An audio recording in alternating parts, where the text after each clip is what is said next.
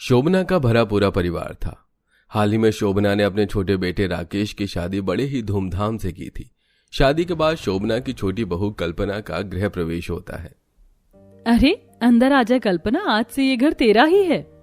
गृह प्रवेश के बाद कल्पना को उसका कमरा दिखा दिया जाता है, लेकिन अगले दिन सुबह सुबह सीमा कल्पना को उठाती है। कल्पना, अरे ओ कल्पना, उठ गई तो रसोई में आ जाना, आज तेरी पहली रसोई है। ठीक है दीदी, बस आती हूँ। थोड़ी देर में कल्पना नहा धोकर रसोई में पहुंचती है, जहां सीमा उसे रसोई में रखा सारा सामान बता देती है और खाने में क्या बनेगा ये भी समझा देती है।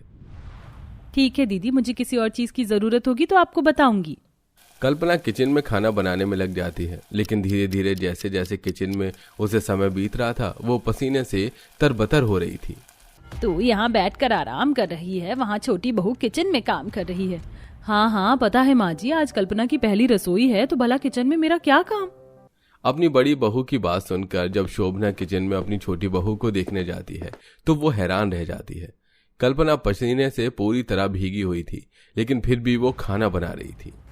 अगर अभी छोटी बहू की जगह बड़ी बहू होती तो उसने पूरा घर सर पर उठा लिया होता कि किचन में कितनी गर्मी है, मैं अकेले ही काम करूं क्या, साथ में मुझसे भी काम करवाने लगती। लेकिन छोटी बहू के लिए किचन बिल्कुल परफेक्ट है। लगता है किचन तो अब ये गरीब बहू संभालेगी। अरे माँ जी, आप कब आई? मैंने आपको देखा ही नहीं। मैं तो बस तुझे देखने आई थी। खाना तैयार हो गया है ना? हाँ हाँ माँ जी, बिल्कुल खाना तैयार है। शोभना किचन से निकलकर डाइनिंग टेबल पर बैठ जाती है, तभी वहाँ सीमा आती है। देख रही है, गरीब घर की लड़की है, एक बार जो इसने कहा कि मुझे गर्मी लग रही है, वही तो देखो माँ जी, पसीने से तरबतर, लेकिन एक बार नहीं कहा कि मुझसे खाना नहीं बनेगा। दोनों सास बहू बात कर ही रहे होते हैं, तभी कल्पना सभी के लिए खाना लगाती है। और तो और कल्पना के हाथों का खाना सभी को पसंद भी आता है। खाना तो सचमुच में लाजवाब बनाया है बहू। अब तो रसोई हमारी ये बहू ही संभालेगी। सीमा अपनी सास की बात सुनकर काफी खुश होती है। अब अगले दिन से कल्पना घर का सारा काम संभालने के साथ साथ किचन भी संभालती है। एक तो गर्मी से हालत खराब है, ऊपर से कोई मेरे साथ काम में हाथ भी नहीं बटा रहा। इस तरह कल्पना को करीब कई दिन अकेले ही काम करते हुए बीत जाते हैं। एक रोज सीमा की कई सारी सहेलियां घर आती हैं। अरे मंजू, रेखा, सलोनी, आओ आओ। कल्पना, अरे ओ कल्पना, मेरी सहेलियां आई हैं, जरा चाय नाश्ता ले आ। कल्पना, जो कि घर का काम करने के बाद खाना खाने जा रही थी, वो अपनी जेठानी की आवाज सुनकर बाहर आती है। अरे कल्पना, सभी के लिए चाय नाश्ता लिया, खड़ी क्या है? जी ठीक है दीदी, अभी लाई। कल्पना घर आई सीमा की सहेलियों के लिए चाय नाश्ता बनाती है। अरे क्या बात है सीमा, घर में नौकरानी भी लगवा ली? अरे नहीं नहीं, ये नौकरानी नहीं, मेरी देवरानी है। बेचारी गरीब घर की है ना, तो तुझे ऐसा लगा होगा। अरे बाप रे, मुझे तो नौकरानी ही लगी। सीमा की सहेली अब हंसने लगती हैं। कल्पना को उनकी बातें बुरी लगती हैं और कल्पना जाने लगती है। तभी सीमा कल्पना से कहती है, अरे कल्पना जरा सुन, सभी के लिए पकौड़े, समोसे और टिक्की चाट बना दे। अरे क्या बात है सीमा, ये तो तेरी सारी बात मानती है। कल्पना कुछ नहीं कहती और किचन में जाकर सभी के लिए खाने पीने को बनाती है। लेकिन कल्पना को अपनी जेठानी की बात बुरी लग रही थी। अब सब खा पी कर देर शाम चले जाते हैं, जिसके बाद किचन में गर्मी में कल्पना सारा बर्तन साफ करती है।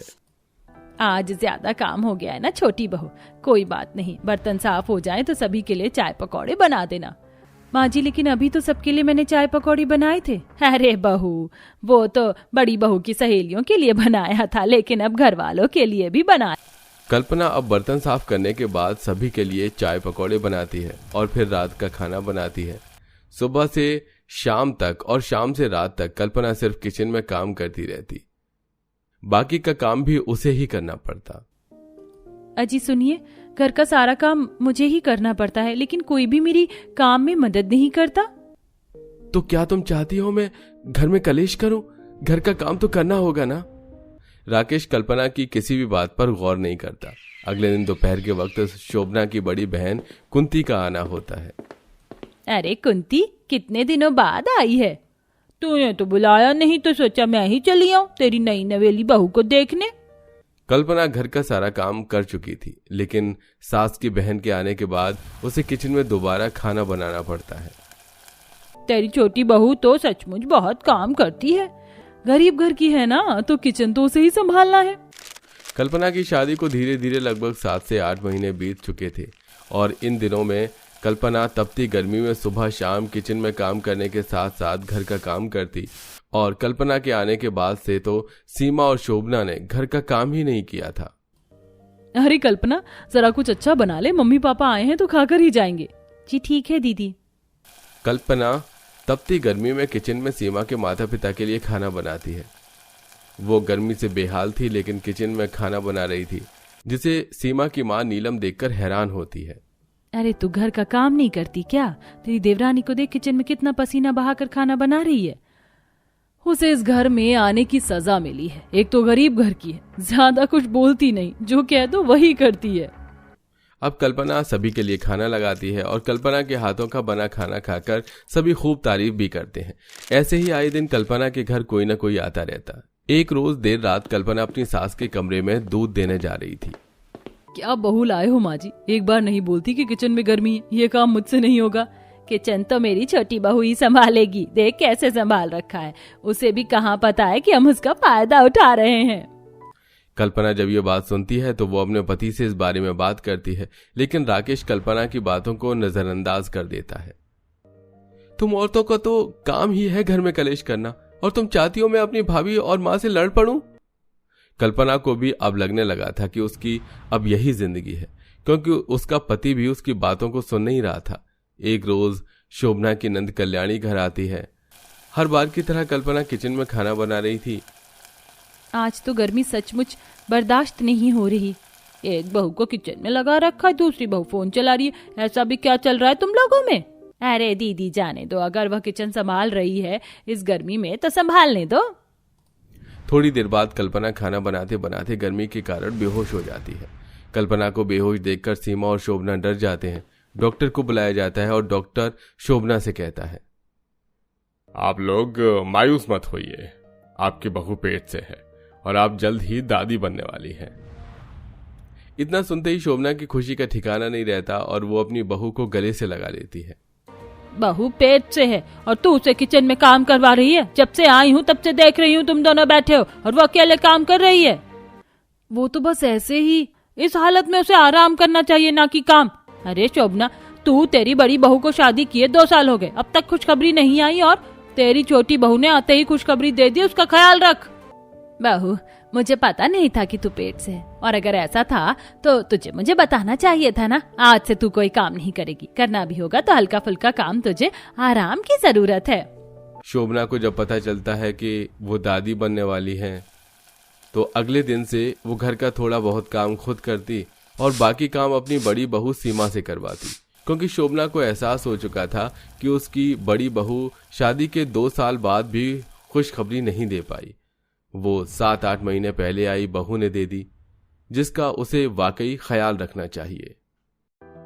आशा, गौरी, मैं तुम लोगों को गोबर की लोई बनाकर देती हूँ, तुम उपले पात हो। फिर लाजो सूखे भूसे में गोबर की लोई लपेट कर देती जाती है, जिसे आशा गौरी उपले बनाने लगती है। बगल में सविता गाय का दूध निकाल रही थी और पूनम माखन निकाल रही थी। अरे देखो तो, आज तो हमारी दोनों गाय ने बड़ी बाल्टी से 2 बाल्टी दूध दिया है, वो भी एकदम गाढ़ा। सच में कुछ दिनों से हमारी गाय गोबर और दूध दोनों ही अच्छा अच्छा दे रही हैं। देखो, मैंने भी पूरी 1 मटकी मक्खन निकाला है। आ जाओ पढ़ना जी, बस यही वाला खांचा है। जयराम जी की कुंती काकी, आइए पधारिए। एकदम अभी अभी दूध दुहा है, गर्म करने की भी जरूरत नहीं पड़ेगी, एकदम गर्म है। तब तो और बढ़िया बात है। आशा बहू कह रही है पढ़ना है, इसकी बहू प्रेग्नेंट है तो घी चाहिए था, मिल जाएगा। बाकी मुझे भी 100 रुपए के उपले दे दो। क्या बात है कुंती काकी, बाकी दिन तो आप 10 रुपए के उपले ले जाती हैं, आज पूरे 100 रुपए के उपले। अब बस पूछो मत गौरी बहू, अरे मेरे पति को चूल्हे की रोटी खाने का ऐसा चस्का लगा कि 10-20 रुपए के उपले तो चलते ही नहीं, इसीलिए 100 रुपए के उपले ले रही हूँ। तभी गौरी मटके में जमा शुद्ध घी उस नई ग्राहक को चखाती है। अरे वाह, इतना निपुण और शुद्ध गाय का घी तो पुराने जमाने में मिलता था, जितना तुम जुगाड़ बहू आज के जमाने में बेच रही हो। तभी तो कुंती तुम्हारी बड़ाई करते करते नहीं थकती। मगर एक बात समझ में नहीं आई, तुम सब उपले के घर में क्यों रहती हो? उस ग्राहक के पूछने पर 5 जुगाड़ू बहुएं अपनी पिछली जिंदगी को याद करने लगती हैं। देखो, मैंने पूरा घर आंगन अच्छे से लीप पोत दिया है, मगर गोबर का घोल अभी भी बच गया है। सविता के ऐसा कहने पर मजली बहू पूनम कहती है, हाँ तो वो गोबर का घोल मुझे दे दो, चूल्हे पर लेप चढ़ाना है। वैसे आज के इतवार के दिन तो हम पांचों ने तड़के सुबह सुबह ही काम धंधा निपटा लिया। इसके बाद पांचों गरीब जुगाड़ू बहुएं रोटी पानी की व्यवस्था में लग जाती हैं। सविता गौशाले में सजाई खांचे में से टोकरी भरकर उपले खाना बनाने के लिए ले आती है। कुछ देर बाद, अरे लाजो, खाना बन गया हो तो परोस दो हम भाइयों को, अरे काम पर जाना है। जी जी बस लाई, ये लीजिए। अरे लाजो बहू, तूने केवल सूखी रोटी क्यों परोसी है? तरकारी खत्म हो गई है क्या? माँ जी, भाजी तरकारी खत्म हुए तो 2 दिन हो गए, थोड़ा आटा पड़ा था तो रोटी पक गई, घी के साथ परोस दिया है। अरे अम्मा, वैसे भी रसदार तरकारी रोटी खाकर मन उगता गया, घी रोटी बढ़िया लगती है। जैसे ही पांचों खाने लगते हैं तभी छत से मिट्टी थाली में झड़ जाती है, जिस पर जितेंद्र कुड़कुड़ाकर कहता है, लगता है आज ऊपर वाले ने हमारे भाग्य में रोटी लिखी ही नहीं थी। ये थाली हटा दो, ये किनकिनी रोटी हमसे नहीं खाई जाएगी। पांचों के पति बिना खाए चले जाते हैं। यशोदा अपने 5 बेटा बहू के साथ भाड़े के घर में दिन काट रही होती है। मकान की छत इतनी कमजोर कच्ची थी कि कभी खाना बनाते तो कभी खाते वक्त छत और दीवारों से मिट्टी गिरती रहती थी। मकान की छत की मरम्मत करना तो बड़ा जरूरी हो गया है। मकानदार को कई दफा बोल दिया है। माँ जी, हमारा मकान मालिक इतना कंजूस है कि रंग नहीं करवाता। देखिए, दीवारों का रंग झड़ गया है, मैं इस पर गोबर का घोल चढ़ा देती हूँ। वैसे भी अभी खाना पकाने के लिए हमने पहले से ही काफी उपले पात कर सुखा के रख दिया है। अब पांचों जुगाड़ू बहू गोबर का घोल बनाकर उसे दीवार और छत पर मोटा परत चढ़ा देती हैं, जिस पर पड़ोसन कुंती किचकिच करने लगती है। इन 3rd क्लास लुगाइयों ने तो आफत मचा रखी है, इतनी गंदी गोबर की महक आ रही है। पड़ोसन गुस्से में मकान मालिक को फोन मारकर 1-2 शिकायत लगाती है। मकान मालिक कुछ ही देर में धमक पड़ता है और मकान खाली करने की धमकी देता है। छी छी छी, अरे तुम गंवार लुगाइयों ने मेरा मकान का गोबर खाना नजर आता है, पूरे जगह में गोबर फैला दिया है। या तो तुम इन गायों को बेच डालो या फिर मेरा मकान खाली कर दो भैया। ठीक है, कर देंगे। वैसे भी आपके मकान में कुछ खास रखा नहीं है मकान मालिक जी, हम दोगुना किराया देते हैं आंगन में अपनी गाय बांधने के लिए। जब हमारी गाय नहीं रहेंगी तो यहाँ रहने का क्या फायदा? ये सुनते ही मकान मालिक मन में तोल मोल करता है। अगर इन गरीब सास बहू ने मकान खाली कर दिया तो जो भी किराया आ रहा है वो भी इस झोपड़े में नहीं आएगा। अरे तुम तो गुस्सा गई, मैं तो बस ये कह रहा था कि तुम्हारे कारण पड़ोसी परेशान ना हो। मकान मालिक चला जाता है। वहीं अगले दिन कुंती अपने यहाँ सत्यनारायण भगवान की कथा करवाती है। पंडित जी, ये लीजिए, 56 भोग तैयार हो गया है।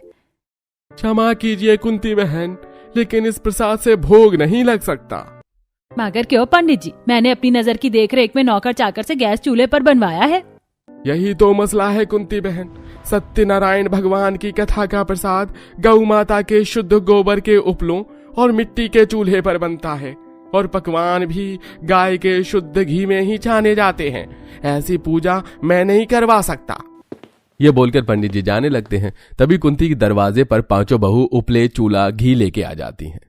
पंडित जी ठहर जाइए, हम पांचों पूजा का मुहूर्त खत्म होने से पहले प्रसाद बना देंगे। कुछ देर में पांचों स्वादिष्ट प्रसाद बनाते हैं, जिससे कुंती का मन पिघल जाता है। बहुआ, मुझे माफ कर देना। मेरे दिल में तुम पांचों के लिए खटास भरी थी, मगर तुमने साबित कर दिया कि एक पड़ोसी ही दूसरे पड़ोसी के काम आता है।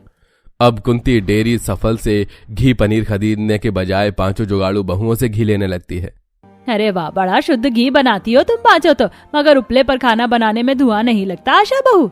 हमें तो शुरू से आदत है आंटी जी, गाय और गोबर के बीच में पली बड़ी है, मगर चूल्हे की रोटी बड़ी सौंधी बनती है, खाकर जाना आप भी। जैसे कुंती उपलों की बनी रोटी खाती है तो तरफदारी करती है। सच में इन उपलों के ईंधन पर बनी रोटी में कितनी मिठास है। ऐसा करो, 20 के उपले मुझे भी दे दो। गौरी 20 रुपए के उपले बोरी में गिन देती है। तभी कुंती आंगन के दूसरे हिस्से में हरी भरी खेती देखती है।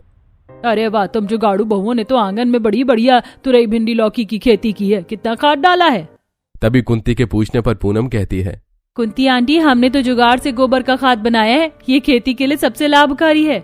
अच्छा, तो फिर तुम मेरे खातिर भी गोबर से खाद बना कर दे देना। मैंने भी अपने छत पर कितने सारे फूल और सब्जियों की गार्डनिंग की हुई है, लेकिन एक पंछी भी नहीं आ रही है। अब पूनम गोबर से खाद बनाकर कुंती को बेच देती है। धीरे धीरे पड़ोसी भी कुंती की देखा देखी डेयरी के बजाय जुगाड़ू बहू से उपले, घी, मक्खन खरीद कर ले जाते थे। देख रही हो, अब हम बहुएं उपले और घी मक्खन बेचकर अच्छा खासा लाभ अर्जित करने लगी हैं। बस थोड़े पैसे जोड़कर हम ये मकान भी ठीक करवा लेंगे। बेचारी पांचों जुगाड़ू बहुओं की जिंदगी अब पटरी पर आनी शुरू हुई थी कि एक दिन उनके मकान की दीवार ढह जाती है। आज तो हम सब बाल बाल बच गई, वरना अगर समय रहते बाहर नहीं निकलती तो क्या होता। मगर हमारे घर की चारों दीवारी तो चूर चूर हो गई है, अब क्या करेंगी हम। तभी लाजो सविता का ध्यान गौशाला के ऊपर जाता है, जिस पर उन्होंने उपलों से छज्जा बनाया होता है, जिससे उन्हें उपलों का घर बनाने का ख्याल आता है। अरे ये जुगाड़ हमें पहले क्यों नहीं आया। हो गया मसला खत्म। जिस तरह हमने गौशाला बनाया है वैसे उपलों से अपने लिए घर बनाकर रह सकते। इस तरह बिना छत के खुले में ही रहने से अच्छा तो हम लोग उपलों के घर बना ले। पांचों बहुएं अब उपलों का घर बनाने में जुट जाती हैं। दो बहुएं उपलों की छत बनाती हैं और फिर उन्हें घास मिट्टी का गोल बनाकर कच्ची ईंटी पर सूखे उपले चिपकाकर दीवार बनाती हैं और अब उसी के अंदर रहने लगती हैं। सच में तुम पांचों बहू ने बड़ा ही कठिन और दुख भरा वक्त देखा है, मगर जुगाड़ लगाकर तुमने अपनी जिंदगी आसान कर ली, ये बड़ी बात है। इस तरह धीरे धीरे पांचों जुगाड़ू बहुओं के पास और भी ग्राहक जुड़ने लगते हैं, जिससे वो पुरानी संस्कृति और परंपरा को फिर से जी पाते हैं, क्योंकि हर आंगन में चूल्हा जो जलने लगा था।